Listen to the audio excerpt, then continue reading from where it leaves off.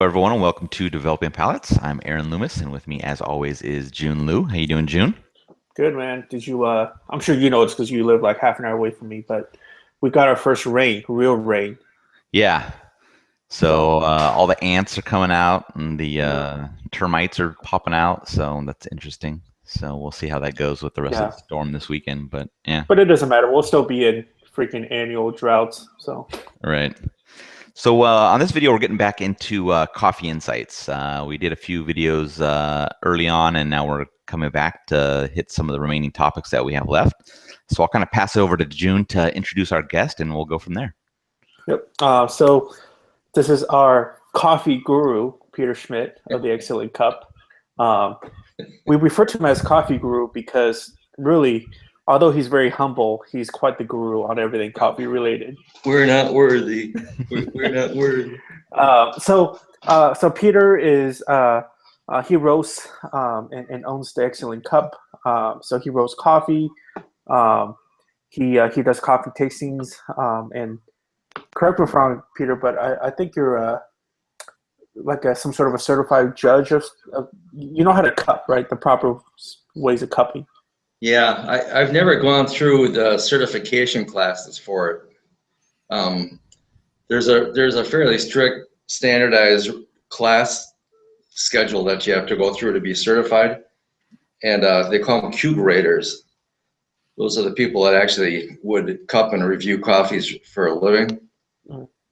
I've just never seen the reason to. It's not cheap. It costs a lot of money to do it, and so I've avoided it mainly for that reason. And they only hold them a couple times a year in certain locations. And I guess I don't need that to do what I do, but I feel confident in what I can do. Yeah. Um, and the reason I say that is because I recently met Peter in person this past weekend, and we were able to drink really good coffee. Coffee provided the coffee, the roasted coffee. We had another. So this was a Sorare.com forum, Herf, and another gentleman named Chris. He brewed the coffee because he brought brewing gear with him. So I actually got really good in-depth information and just seeing how they did it was just absolutely, it was great. So anyway, so today to continue on our coffee insight series. So this is all about brewing coffee. So Peter, you know, me being the novice, um, so first I want to be able to delineate, when we're talking about brewing coffee, my understanding is there's some sort of a pour over style. There's some sort of a like the kind where you let it sit in there and let it steep. Um, and within those two methods, I don't know if it's worthwhile to differentiate brewing espresso and non-espresso styles of coffee. So can you first kind of go through, if there is difference within espresso and non-espresso, and then we'll go through each of the actual methods of brewing. Sure, sure. Um, I would kind of leave espresso out of this conversation simply because I guess it's brewed coffee. You use coffee and you brew it, but it brews under pressure using steam, and so it's a entirely different animal. In in brewing coffee, what you alluded to is what I consider the two main subcategories of brewing. That would be pour over or full immersion. Any kind of drip coffee maker, any kind of little cone filter holder where you pour the water over it, whether you're using a coffee maker to do that for you or you've got your gooseneck kettle, you're pouring the water over the coffee grounds and they're going to fall through. And it's up to you with the pour or the design of the cone with what kind of holes it has in the bottom to determine the contact time that the water has with the coffee. Whereas with a full immersion, which would be a clever coffee dripper or French press, any one of those, but even AeroPress, I would consider full immersion. You're pouring the water onto the coffee beans in a closed container so that the water cannot seep out.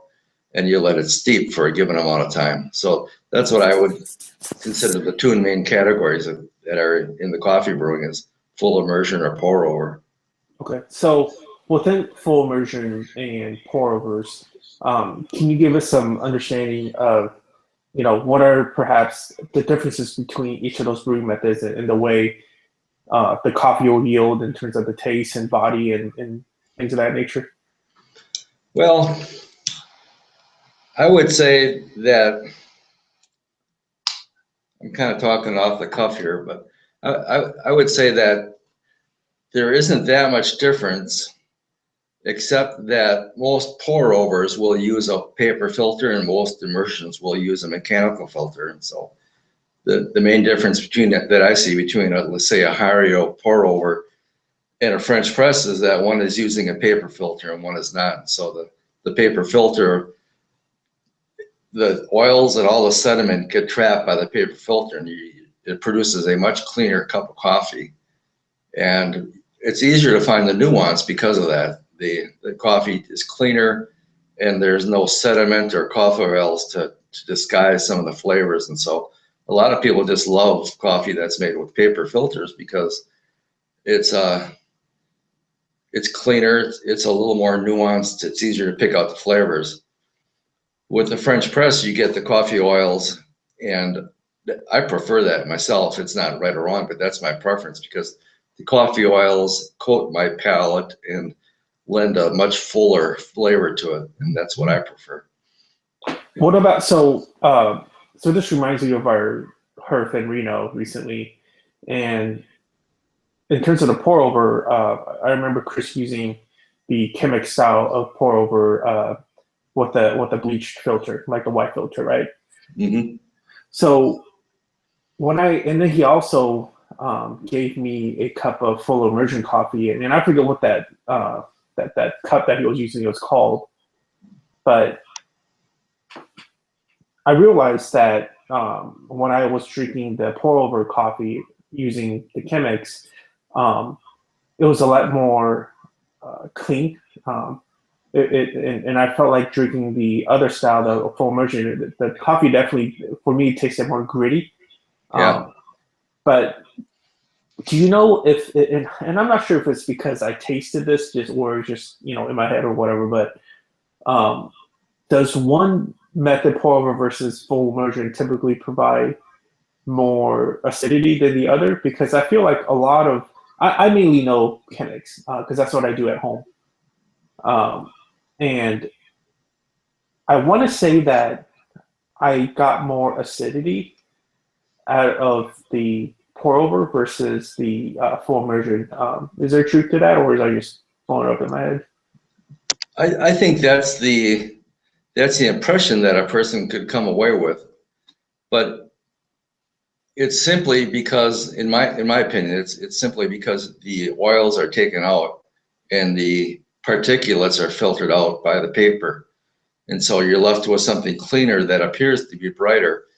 But remember that in a true cupping, standardized cupping, you've got the little 5-ounce bowls of water, or you're just pouring water over the coffee grounds, letting it steep, breaking the crust, and then letting the ground settle out of it. That is full immersion. Mm-hmm. And so in that true cupping scenario, there's still grading acidity and body and all that stuff. So I don't think that paper filters are necessarily brighter, but they give that impression because the other things are filtered out of it. Right. So here's a question that a lot of the masses of coffee drinkers use, but it'll probably make the coffee geeks out there cringe. So let's take K-cups, for instance, okay? So what if you take K-cups? You know how K-cups will have the kind, not the ones that's already sealed and you just pop it in there and press a button on, right? But there's also these K-cups in which you could put your own grinds in there. Sure. And then you could, let the machine do the work. So what is so different? And certainly that's, for me, in my opinion, way more convenient than, for instance, me using Chemex that's going to take, I don't know, 10, 15 minutes to get it done. So what do you think about people using the K-cup style of brewing and using, perhaps better beans that's perhaps sourced from you? I think they're crazy, for one thing. Okay.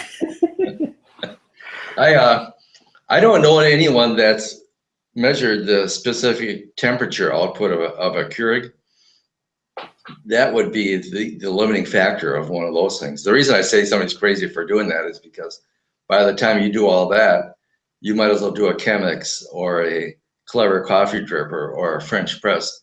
The Clever coffee dripper that we used at Wayne's, or that we were showing each other, that's the most basic, simplest way of doing it. And I would say that is just as easy as using a Keurig. If you're going to go through the trouble of grinding coffee and filling the little Keurig basket, you might as well just heat some water and use a Clever coffee dripper. Yeah. So are you saying that within? I'm sorry. So are you saying that within the K-cup style, that the water temperature doesn't get hot enough? I would suspect that to be the case. Like I said, I don't know anyone that's ever measured the temperature. Yeah. So and that's on our list of things to discuss today. We can jump to that. The SCCA, the Specialty Coffee Blank of America, they recommend one. I'm drawing a blank on it right now. Oh, I remember you saying this term, Enrico. But they recommend, they've researched and they found that the ideal temperature for extracting all the coffee compounds that produce the best flavors to be a range of 195 to 205. And so that's what I like about the manual way of making coffee, whether it's pour over or full immersion, is that you can heat the water and you can maintain that parameter exactly. Yeah. So that's actually a gateway into the next discussion I want to talk about is water temperature itself. So you're saying between the recommended for the beans to break down and get the most out of this extraction is 195 to 205 Fahrenheit, correct? Correct. So what if you go below that or over it? So what kind of characteristics in your flavor want to get, or body flavor, or body and body? Well, going over it is probably worse than going under it. If you just take boiling water and pour it over coffee, it'll scorch it. You can still get away with a halfway decent extraction at 180, as evidenced by 99% of the coffee makers that are on the market. You can use a Brown or a Krups or whatever it is and get halfway decent coffee out of it, and they'll brew at around 180, simply, I think, because of all the lawyers we have in America. Yeah. Okay. And I'm reminded by when I was watching Chris brew, within him doing the pour over style. Let's start with that for now in terms of water temp and really water flow rate, as well as like how much water just to put in the filter. So is there a general rule for how much water you should have when you're doing first pour over? It depends how much you want to geek out. When we were watching Chris, he was brewing with a scale. Yeah, and he had a timer going. So yeah, I don't know. So why did he do that? I mean, what is he trying to aim at when he's got the scale and then the timer going? Like, what is he timing? What is he scaling? The scale was so that he could just heat up a random amount of water, more than he needed, and then pour the water to coffee ratio that he was looking for. Certain number of grams for coffee versus a certain amount of grams for water. So the scale was just so that he got his water to coffee ratio correct. And the timer was so that he didn't brew too long. If you do Chemex papers are designed to have their own flow rate, so they kind of take that out of the equation. But if you don't have your grind right and the filter clogs up, it'll just hold everything there and over extract the coffee particles. So if you don't have the right flow rate and you can't get to the end of the drip at a certain amount of time, it'll over extract. Yeah. Which leads to bitterness. Yeah, and I could totally relate to that because due to my not so great of a grinder. I don't have very consistent grinds. So when I do use Chemex and the bleach filter that I got, by the time I'm probably about like 60-70% into my brew, it'll clog, right? So my workaround is I have to lift the entire filter with the brew in it to just let it flow and kind of squeeze at the top, and then just let it, manually do it in that sense. Whereas when I saw Chris used the Chemex and he was brewing, he didn't have to do any of that. And I assume it's mainly because when I was looking at his grinds, it was incredibly consistent. Way more consistent than what I'm getting. I mean, my thing, we were talking about our last session of, how much my grinder sucks and it popcorns and things of that nature. So, and just, in general, the inconsistency of the beans at the grind. So it does make a huge difference. Now that originally when I bought my grinder, I thought, I don't want to spend that much money. So I'll just pay like $40. But now that I saw Chris brew and saw the way the results that his grinder came out, and really at the end of the day, it's when I tasted his coffee that he made and how much significantly better it was to mine, right? Like, because of my inconsistent grinds and choking up the flow rate, it did create to charred notes and bitterness as a result of that. Sure. Whereas when I tasted the brews that Chris made, and by the way, we went through probably 5 or 6 different of your varietals that weekend. Yeah. And every single one of them, I did not taste that, that charredness or over roasted like bitterness. Right. So it makes it. I mean, it makes a difference. In my opinion, the only reason that it makes a difference is because when it hits my palate, when I drink it, what does that yield? If that creates a favorable taste, then I think it's worthwhile to have the right utilities of the tools.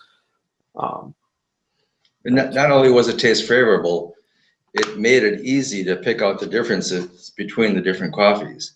Right. We could say this one is sweet and nutty, this one has some foresty notes to it, and so on and so forth. And if they're over extracted and bitter, then they all start to taste the same. Mm-hmm. Okay. So your grinder is producing a lot of fines. The grind is not only inconsistent, but there's too high a number of fines. You're always going to have some fines, even with the best grinder. But the fines is what gets into the filter paper and clogs it up. Right. Makes sense. So up until now, within us talking about pour overs and full immersion styles, and then the water temp as well.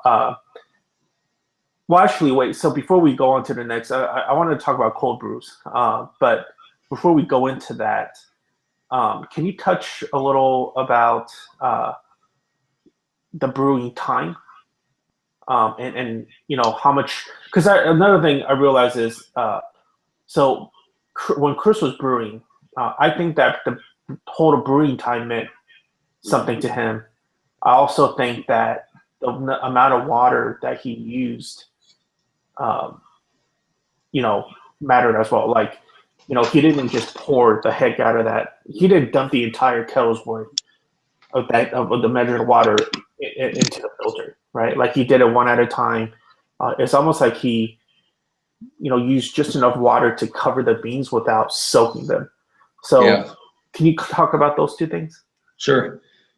Generally, with a pour over, the initial pour is just going to be to wet the grounds, and you watch them bloom. You can add a couple ounces, and if you do it right, you can wet all the coffee particles and only see a few drips come out of the bottom.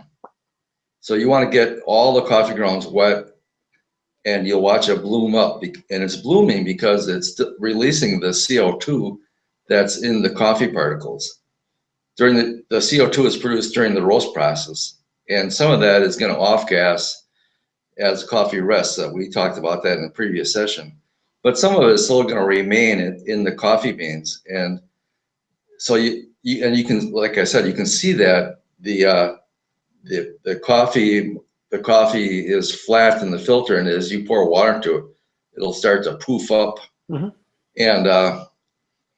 And when, as soon as you see that it's no longer poofing and begins to fall back down again, then you can start adding the rest of your coffee into it. Mm-hmm. And the reason that we do that is that if you just added all the water at one time, the CO2 that's being released by the particles acts as a little shield, and it keeps the coffee particles from really being saturated fully. And so you go through your initial pour of a couple ounces and give the coffee a chance to release the CO2 and bloom. And then when you add the rest of the water, the coffee particles are ready to accept the water and be fully saturated. So you ever bring up a good point. When I was watching Chris brew, I realized that his bloom is, way bigger and more consistent and more uniform than the blooms that I get. And I know that it's not about the freshness of the beans, right? Well, that has something to do with it. The coffee that we had there in Reno was 4 days out of the roaster. And so what I meant was, I know that it was recently out of the roaster, and I've gotten your beans within, 2-3 business days after you roast it. So when I say I take that out of the factor, I'm talking about I use the same freshness in beans Sure. as he used. Okay. So is that because, and when I pour, right, although I don't have a gooseneck, kettle, I use something that's comparable to it. In other words, I have a very fine stream, the same, water stream that he has, right? Yep. So is mine not getting that kind of a consistent and uniform bloom as his due to, once again, the grind of my coffee? It has something to do with it? I would suspect that it has something to do with it. Oh, okay. If some of your particles are too big and a lot of it is already reduced to being too fine and fines, those probably won't bloom at the same consistency that his did. No. Okay. Interesting. Yeah, that was very unique. The bloom is, I felt like, maybe because, not to get all artsy fartsy, but it looked it looked like bread rising in the oven, which I thought was really neat. I've never seen coffee like that. Not to that consistency and uniformity. So. Oh yeah, I know. The bloom itself is mesmerizing. It's like it comes alive and it's growing. Right. All right. So let's talk about. Well, before we move on to cold brew, Aaron, you have anything else? Any questions or comments on the hot brewing, pour over, and full immersions? No, I'll have some questions at the end. Kind of just do like some quick pros and cons on each of the different methods, I think. Okay, cool. So Peter, let's now talk about something I actually have no idea about, and I want to get into, which is cold brew coffee. So tell us about what cold brew is. What are the methods of cold brew, and why cold brew? What is the difference between hot brew and cold brew? That is a huge subject, right? Huge, as Donald Trump would say. Okay. Huge. It's huge.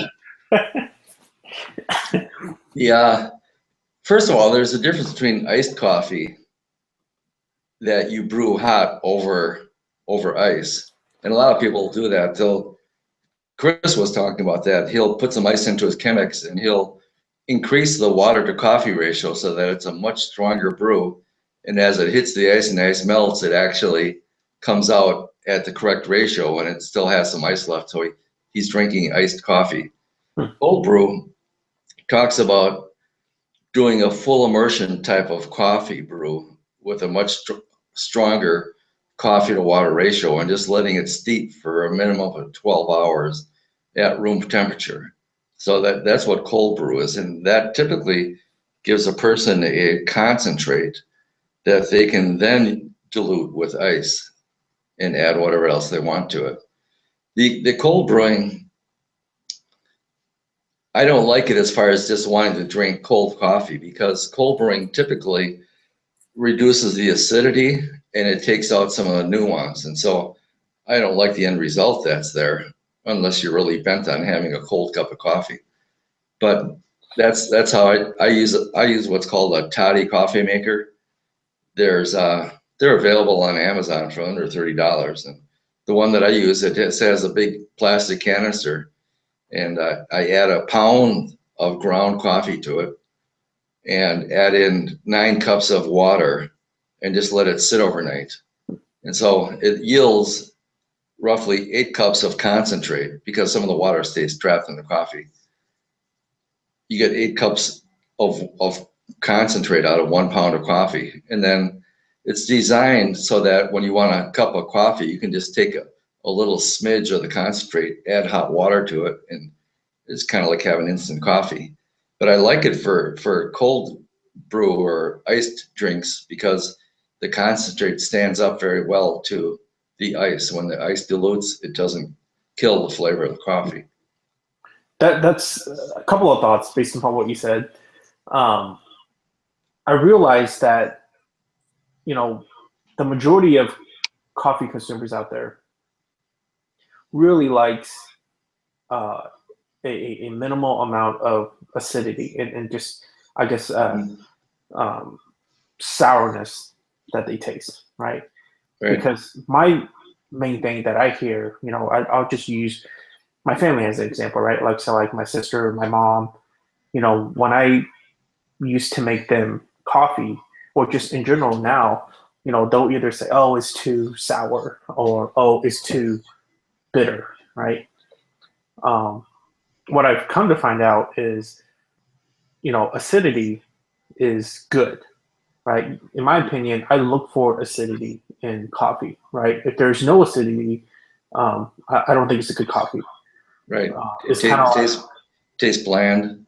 Right. So and acidity has a crucial role in the flavors of the cup. That it's, in my mind, what I experience is it allows the coffee flavors to bind together.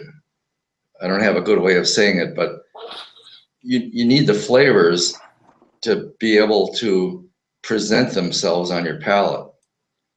And without acidity, they have a hard time doing that. No. And when I talk about, and then the next comment is, all right, because it's too acidic, they add cream and sugar and things of that nature, right? So it's basically to combat acidity or being too bitter. And I feel like that's why it seems like cold brew is getting so popular, because most cold brews that I've had are not acidic to any extent. Yeah. And I think there's such a wave to it, because I don't go to Starbucks a lot or pizza a lot, but like the times that I do go there, around me anyways, cold brew typically sells out fairly fast, later in the morning, because I think in large part it's because people don't like the bitterness and the acidity of coffee. When I say people, I think the vast majority of people that drink coffee, right? Not coffee geeks and enthusiasts. Yeah. Yeah. And, it's like on a hot day, you want some caffeine, but you don't necessarily want a boiling hot water cup of coffee either. And so I understand the appeal of hot coffee, but I think there's a certain fad aspect to it. It's a trendy thing now to be in line and say, hey, I'd like an iced coffee. And again, you have to go back to the distinction between iced coffee versus cold brew. There's not many places that actually sell cold brew. Mm-hmm. Yeah, makes sense. Aaron, anything else? Yeah, we'll probably come back to it. And like Aaron said, we'll recap and we'll touch on some things again that we forgot to say now. Yeah. Okay. Yeah. So are you done with your questions? Yeah. Okay. For now. So I'll bring up another topic. I don't think it's not necessarily brewing, but I think like what Jiunn was just talking about with cold brew, it's starting to become a big thing, now that Starbucks or Pete's has it. It becomes more in the consciousness of the everyday kind of coffee drinker. So something that else is I think is starting to pop up is nitro coffee. And I know nitro has nothing to do with brewing method, but people may think that, knowing that that's the kind of the terminology that's being used. So I don't know if you just maybe can touch upon that, if you're familiar with kind of how it's being served up that way. I don't have a lot of experience with that because I don't know if there's many places in Milwaukee that are doing that. But I think they're somehow pressurizing coffee or dispensing coffee, and the pressurizing agent is the nitrogen. Mm-hmm. The way they're promoting it is that it gives it a smoother, fuller flavor, Mm-hmm. a little more body to it. Yeah, I think it's pretty much kind of going in line with the beers that are considered nitros. So it's really just a tapping method. So they can throw coffee in a keg as well with the nitrogen and just kind of serve it up that way, make it a little more frothy and creaminess that people may experience when they're drinking it. Yeah, if they like it, then they like it. Yeah. We have to always remind ourselves, that we're talking about coffee more on a geeked out level. Yep. And for the majority of people, and I'm guilty of this too, for a lot of reasons, coffee is nothing more than a caffeine delivery system. Mm-hmm. I mean, if coffee didn't have caffeine in it, I wouldn't drink it. Right. The coffee I drink, I think, is the best coffee I can get. That's one of the things I love about it. And we mentioned this before, is I don't care how much money you have. I don't care if you're Bill Gates or who you are. You can't drink better coffee than what I'm drinking. Mm-hmm. Right. I live on next to nothing. I'm not a rich person, but I can drink better coffee than Bill Gates. So it's a great equalizer to me. Yeah. But even though it's as good a coffee as you can get, I wouldn't drink it. I don't think, if it didn't have caffeine in it. Yeah. But for most people, they're standing in line somewhere buying an iced coffee. It's a caffeine delivery system, and that's all they want, Or a sugar delivery system too. Yeah. Yeah, we run into that same issue when we're talking about cigars. Is we have to remember that we're talking to a small audience compared to the overall cigar smokers. The everyday cigar smoker isn't as geeked out on it as we are. So it's just always that we have to keep reminding ourselves that we need to talk to a broader audience. So.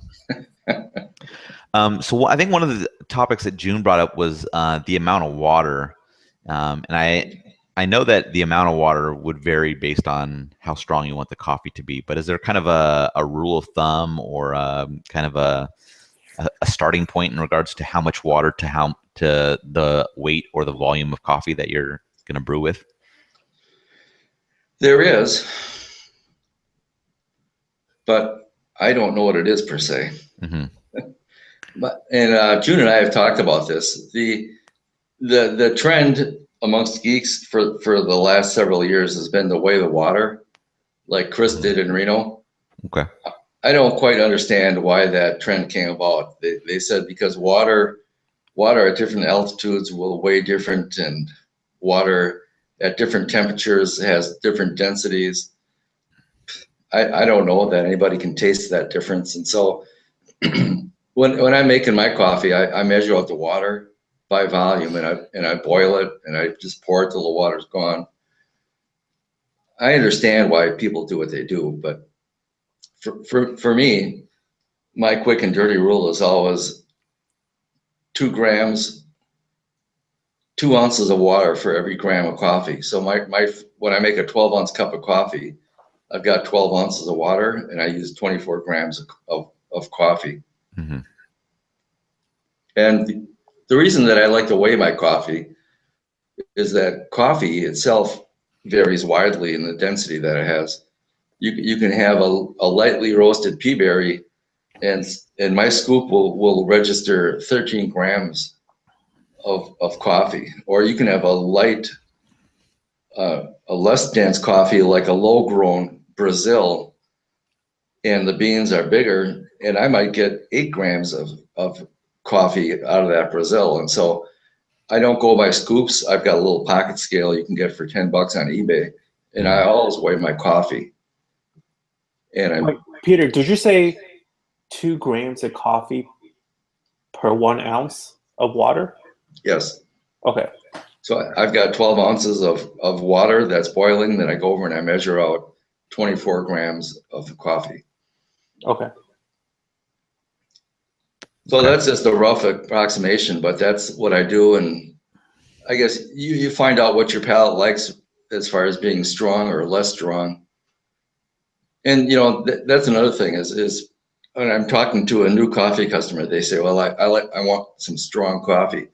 And I try to educate them that strength of coffee is relating to the water to coffee ratio, as opposed to a coffee that what they're saying is, I want something dark. I want something that's high impact.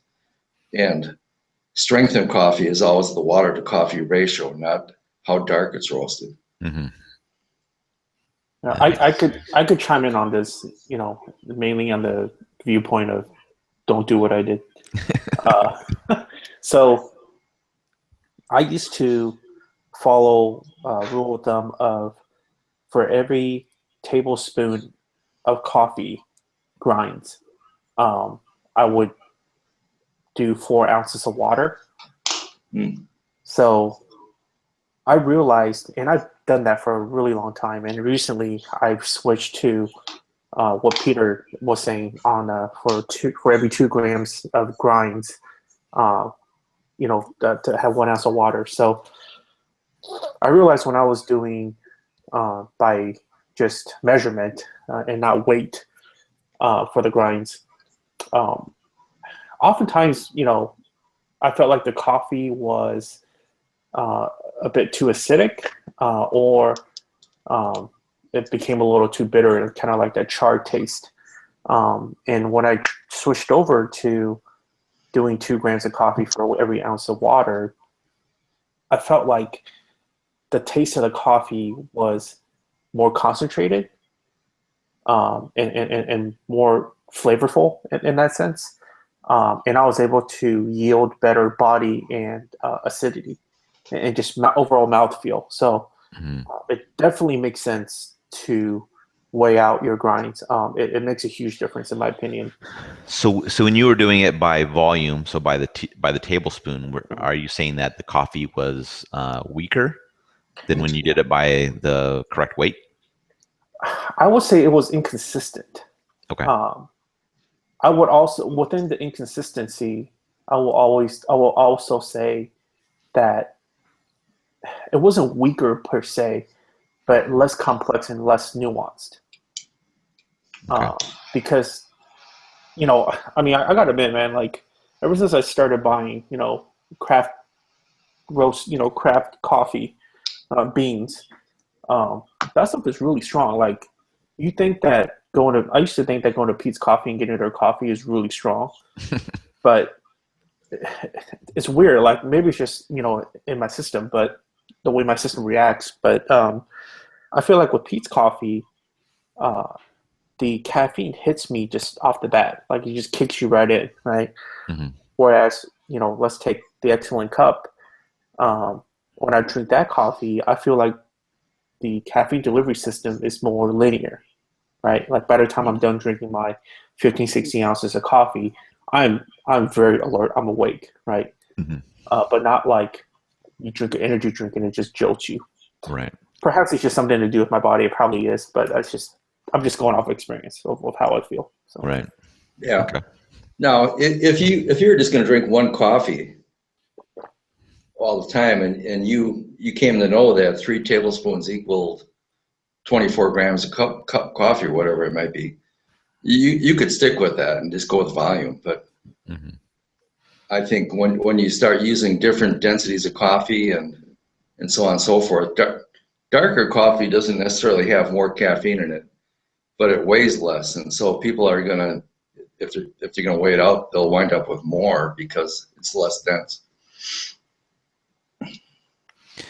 All right, so let's kind of go through some specific brewing methods. And Peter, if you could just maybe give us a couple pros and cons of each in regards to somebody that's more geeky into coffee rather than just the everyday drinker. That kind of maybe give somebody that's viewing this video some guidelines into kind of what they're using, what they may be getting as a benefit from it, what they may not be getting from it, and they can kind of compare that to some of the others and find out if they want to make a transition to something else to find out what they think that will be the most beneficial to them. Does that work for you? Sure. Sure. All right. So let's start out with, I think, what most people probably start out with, and that's going to be a typical drip coffee maker. So a Krups, Mr. Coffee, something along those lines. What are some of the pros? What are some of the cons that you would get in kind of using that setup? The pros are just that it's more convenient. Mm-hmm. You've got one utensil on your countertop, and put the water in, put the coffee in, and hit the button, and you're good to go. But there's very few coffee makers that actually have the correct temperature. There's a company called Bonavita, Bonavita. They do a pretty good job as far as commercially readily available coffee makers, getting the water temperature where it should be. And so if somebody's looking for just a drip coffee maker because they like that feature or the convenience, I recommend a Bonavita. Technovorm is another one. They're a high-end coffee. They cost a ton of money, a couple $100, but they do a pretty good job. Mm-hmm. But I feel better when I can control the parameters, and so I generally try to steer people away from those. I would rather use a Chemex or a clever coffee dripper where I can heat the water and I know exactly what the water is, and so on and so forth. So I don't see much advantage to the typical countertop coffee maker. Right. If they don't hit the temperature the way it should be, you're gonna leave some of the flavor in the beans. Mm-hmm. Okay. So then moving kind of something that's, I guess, would be pretty close to that would be kind of K-cups and Keurigs like we were talking about. So I know a lot of people, just buy the cups with the coffee already in them. I'm assuming that the quality level of the coffee is not as good as if you're getting something that's fresh roasted and freshly ground. So any other pros or cons with that kind of a setup? Again, the pros, especially with the Keurig, is they're ultra convenient. There's no cleanup. You just pull the spent pot out of it and throw it away, and you can make a cup of coffee. They offer you a great variety. You can make hot apple cider, you can make hot chocolate with them, Mm-hmm. whatever it might be. So they're great for parties. You can have all the different capsules out, and whatever people want, that's what they're going to make. The drawback, obviously, the biggest drawback is the quality is not going to be there. The other drawback that people maybe don't realize is that the expense of them is about the same as what my coffee is. It's going to cost you $12 to $14 per pound of coffee. Right. I broke it down once how many cups I get out of a pound of coffee, and it's about the same as what people pay for the K cups. Yeah, so they're paying for the convenience rather than the quality. Yeah, and that's where our culture is at. Everybody wants convenience. Right. All right, so let's talk about pour over. So like kind of that Chemex and maybe some variants of that. So what are some of the pros and cons for that? The cons are that you need to heat the water. So you got the expense of some kind of a kettle.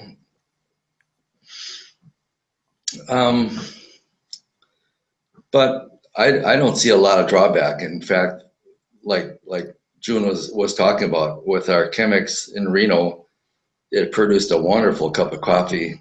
They're cleaner. I myself, I shy away from coffee that's made with a paper filter because I like the fullness of full immersion. I like the oils that are there from a mechanical screen filter.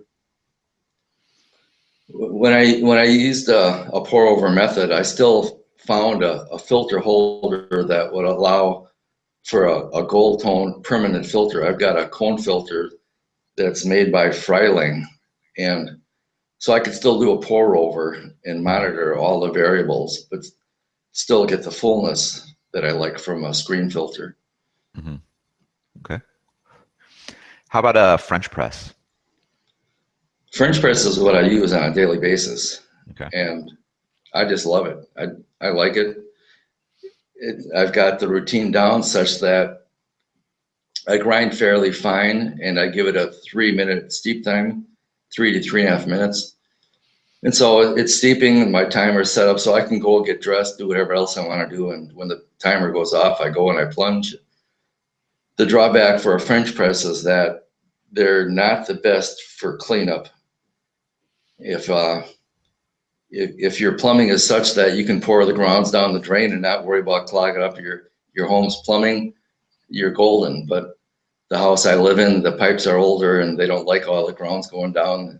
Mm-hmm. And so I've got to figure out a way to get the grounds into the garbage without putting a lot down the drain. So you pour it on your plants. With all the beans that I get from you, my especially plants that are stone fruit kind of plants, they love it.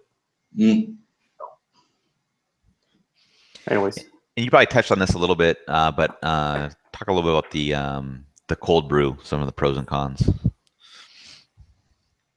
The pros for a cold brew is that if you do it and you've got the concentrate, you can add in the ice without diluting it. And they've got plastic ice cube trays, and they've made ice cubes out of coffee. Mm. And that's a great way to do it, because as the ice melts, you're just adding more coffee into your coffee. Right. But if you're going to add, like when I make a cold brew, I add a little bit of sugar, I add some vanilla syrup to it, and a little bit of powdered Ghirardelli chocolate. And then I whisk it all up. And having a concentrate that's very strong, it stands up to all those other flavors. One of the drawbacks to cold brew is that when you make a concentrate, you also are concentrating the caffeine. Mm. And so if I make a cold brew and I'm using 2 ounces of that concentrate, it's like you're going to be up all night. Yeah.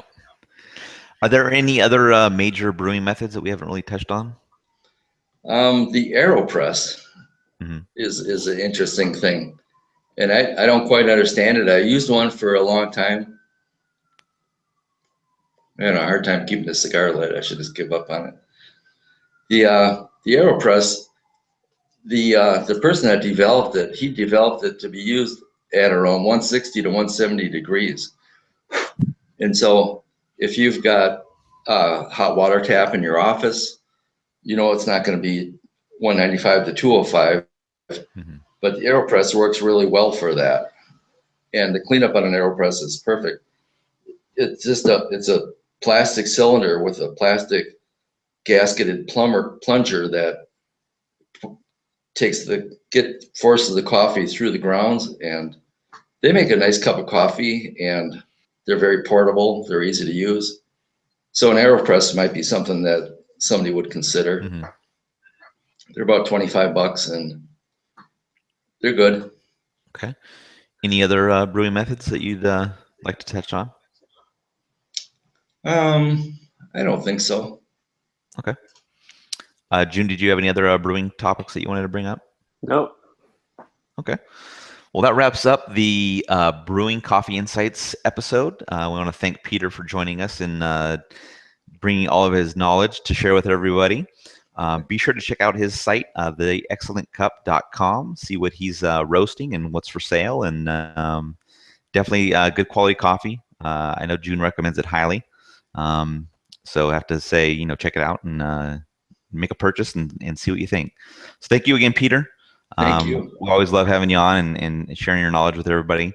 And I think that's it. So we'll catch you all on the next episode.